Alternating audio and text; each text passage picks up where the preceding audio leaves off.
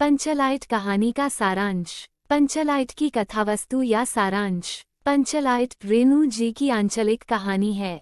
कहानी में बिहार के एक पिछड़े गांव के परिवेश का सुंदर चित्रण प्रस्तुत किया गया है। महतो टोली में अशिक्षित लोग हैं। उन्होंने रामनवमी के मेले से पेट्रोमैक्स खरीदा, जिसे वे पंचलाइट कहते हैं। पंचलाइट को ये सीधे सादे लोग सम्मान की चीज समझते हैं। पंचलाइट को देखने के लिए टोली के सभी बालक, औरतें और मर्द इकट्ठे हो जाते हैं। सरदार अपनी पत्नी को आदेश देता है कि शुभ कार्य को करने से पहले वो पूजा पाठ का प्रबंध कर ले। सभी उत्साहित हैं, परंतु समस्या उठती है कि पंचलाइट जलाएगा कौन। सीधे सादे लोग पेट्रोमैक्स को जलाना भी नहीं जानते। इस टोली में गोधन नाम का एक युवक है। वह गांव की मुनरी नामक एक युवती से प्रेम करता है। मुनरी की मां ने पंचों से गोधन की शिकायत की थी कि वो उसके घर के सामने से सिनेमा का गाना गाता हुआ निकलता है। इस कारण पंचों ने उसे बिरादरी से निकाल रखा है। मुनरी को पता है कि गोधन पंचलाइट जला सकता है। वह चतुराई से यह बात पंचों तक पहुंचा देती है। पंच गोधन को पुनः बिरादरी में ले लेते हैं। वह पंचलाइट को जला देता है। मुनरी की मां गुलरी काकी प्रसन्न होकर गोधन को शाम के भोजन का निमंत्रण देती है। पंच भी अति उत्साहित होकर गोधन को कह देते हैं, तुम्हारा 7 खून माफ। खूब गाओ सलीमा का गाना। पंचलाइट की रोशनी में लोग भजन कीर्तन करते हैं तथा उत्सव मनाते हैं। कहानी का कथानक सजीव है। सीधे सादे अनपढ़ लोगों की संवेदनाओं को वाणी देने में रेणु जी समर्थ रहे हैं। इस कहानी में आंचलिक जीवन की सजीव झांकी प्रस्तुत की गई है। पंचलाइट कहानी की समीक्षा, आलोचना, विशेषताएं। फणीश्वरनाथ रेणु जी हिंदी जगत के सुप्रसिद्ध आंचलिक कथाकार हैं। अनेक जनांदोलनों से वे निकट से जुड़े रहे, इस कारण ग्रामीण अंचलों से उनका निकट का परिचय है। उन्होंने अपने पात्रों की कल्पना किसी कॉफी हाउस में बैठकर नहीं की, अपितु वे स्वयं अपने पात्रों के बीच रहे हैं। बिहार के अंचलों के सजीव चित्र इनकी कथाओं के अलंकार है। पंचलाइट भी बिहार के आंचलिक परिवेश की कहानी है। कहानी कला की दृष्टि से इस कहानी की समीक्षा, विशेषताएं निम्नवत है। 1. शीर्षक। कहानी का शीर्षक पंचलाइट एक सार्थक और कलात्मक शीर्षक है। यह शीर्षक संक्षिप्त और उत्सुकतापूर्ण है। शीर्षक को पढ़कर ही पाठक कहानी को पढ़ने के लिए उत्सुक हो जाता है। पंचलाइट का अर्थ है पेट्रोमैक्स, अर्थात गैस की लालटेन। शीर्षक ही कथा का केंद्र बिंदु है। 2. कथानक। महतो टोली के सरपंच पेट्रोमैक्स खरीद लाए हैं, परंतु इसे जलाने की विधि वहां कोई नहीं जानता। दूसरे टोले वाले इस बात का मजाक बनाते हैं। महतो टोले का एक व्यक्ति पंचलाइट जलाना जानता है, और वह है गोधन, किंतु वह बिरादरी से बहिष्कृत है। वह मुनरी नाम की लड़की का प्रेमी है। उसकी ओर प्रेम की दृष्टि रखने और सिनेमा का गीत गाने के कारण ही पंच उसे बिरादरी से बहिष्कृत कर देते हैं। मुनरी इस बात की चर्चा करती है कि गोधन पंचलाइट जलाना जानता है। इस समय जाति की प्रतिष्ठा का प्रश्न है, अतः गोधन को पंचायत में बुलाया जाता है। वह पंचलाइट को स्पिरिट के अभाव में गरी के तेल से ही जला देता है। अब न केवल गोधन पर लगे सारे प्रतिबंध हट जाते हैं, वरन उसे मनोनुकूल आचरण की भी छूट मिल जाती है। पंचलाइट की रोशनी में गांव में उत्सव मनाया जाता है। प्रस्तुत कहानी में कहानीकार ने यह सिद्ध करने का प्रयास किया है कि आवश्यकता किसी भी बुराई को अनदेखा कर देती है। कथानक संक्षिप्त, रोचक, सरल, मनोवैज्ञानिक, आंचलिक और यथार्थवादी है। कौतूहल और गतिशीलता के अलावा इसमें मुनरी तथा गोधन का प्रेम प्रसंग बड़े स्वाभाविक ढंग से प्रस्तुत किया गया है। 3. पात्र तथा चरित्र चित्रण। रेणु जी ने इस कहानी में सामान्य ग्रामीण वातावरण के सीधे सादे लोगों को पात्रों के रूप में चुना है। कहानी के पात्र वर्गगत हैं। कहानीकार ने स्वयं ग्रामीण यथार्थ को भोगा है, इस कारण पात्र और चरित्र चित्रण स्वाभाविक तथा सजीव है। कहानी के पात्र 2 वर्ग के हैं। एक वर्ग में रूढ़िवाद, जातिवाद तथा ईर्ष्या आदि दोष व्याप्त है, तो दूसरे वर्ग में गोधन और मुनरी है। ये जाति पांति या राग द्वेष के चक्कर में नहीं पड़ते। गोधन निडर है, वह गाने गाकर तथा आंख मटकाकर अपने प्रेम को प्रदर्शित कर देता है, परंतु मुनरी भोली भाली लज्जाशील ग्रामीण बालिका है।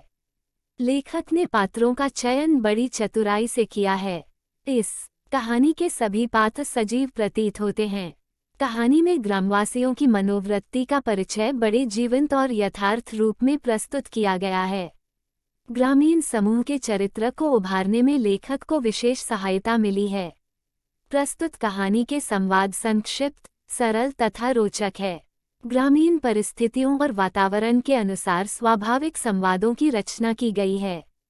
बिहार के ग्रामीण अंचल को पृष्ठभूमि पर लिखी इस कहानी में वहां के बोलचाल के शब्दों का प्रयोग करके रेणु जी संवादों को स्वाभाविकता को बढ़ा दिया है।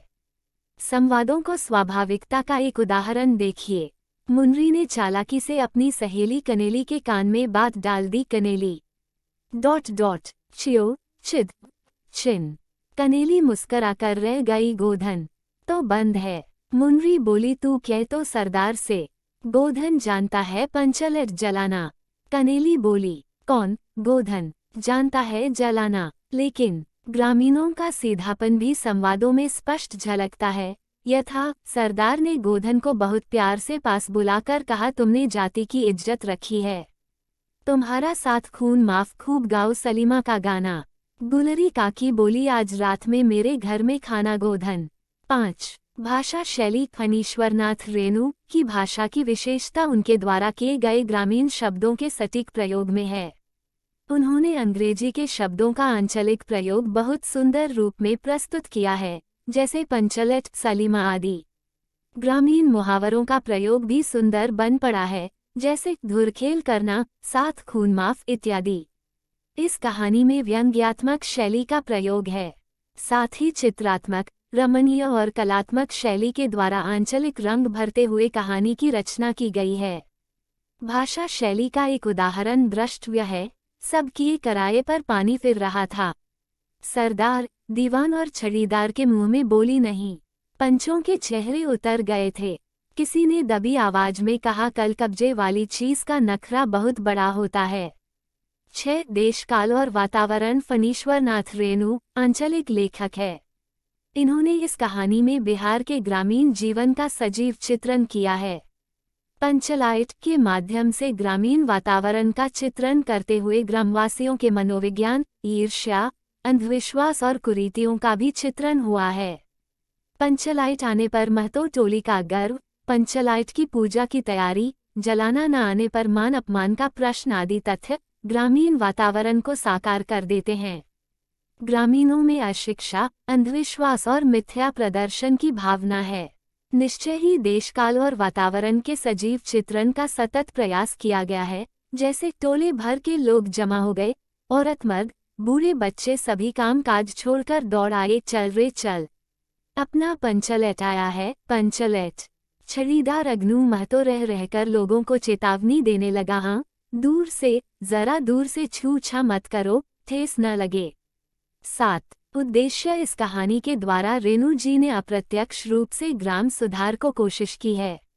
गोधन के द्वारा पेट्रोमैक्स जलाने पर उसकी सभी गलतियां माफ कर दी जाती हैं, जिससे स्पष्ट है कि आवश्यकता बड़े से बड़े रूढ़िगत संस्कार और परंपरा को व्यर्थ साबित कर देती है। कहानी का आरंभ, मध्य और अंत मनोरंजक व कौतूहलवर्धक है। पाठक के मन में जिज्ञासा उत्पन्न होती है कि आगे क्या होगा।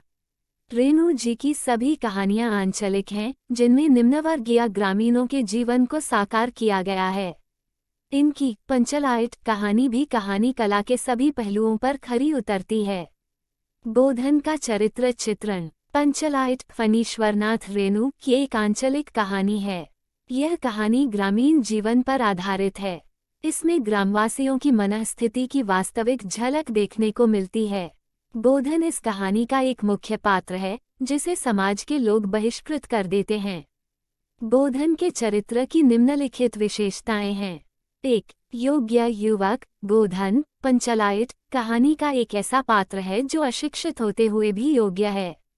पेट्रोमैक्स जलाने के कार्य को उसकी बिरादरी का कोई भी व्यक्ति नहीं जानता, परंतु वह उसे जला देता है। 2. गुणवान। गोधन अशिक्षित होते हुए भी गुणवान है। उसके इसी गुण के कारण टोले का सरदार उसकी सभी गलतियों को माफ कर देता है तथा उसे फिर से अपने टोले में सम्मिलित कर लेता है। 3. विवेकी गोधन अशिक्षित अवश्य है, किंतु वह विवेकी है। पेट्रोमैक्स जलाने के लिए जब स्पिरिट उपलब्ध नहीं थी तो उसने गरी के तेल से ही पेट्रोमैक्स को जला दिया था। 4. वर्ग भेद से दूर गोधन और मुनरी परस्पर स्नेह रखते हैं। गोधन जाति पाति, ईर्ष्या द्वेष आदि के चक्कर में नहीं पड़ता। वह मानवीय गुणों का समर्थक है। उसके लिए सभी व्यक्ति एक समान हैं। 5. निडर गोधन में निडरता का गुण भी है। वह गाने गाकर तथा आंख मटकाकर मुनरी के प्रति अपने प्रेम को प्रकट कर देता है। अतः कहा जा सकता है कि गोधन ग्रामीण परिवेश में पलने बढ़ने वाला उपर्युक्त गुणों से युक्त एक आदर्श लड़का है।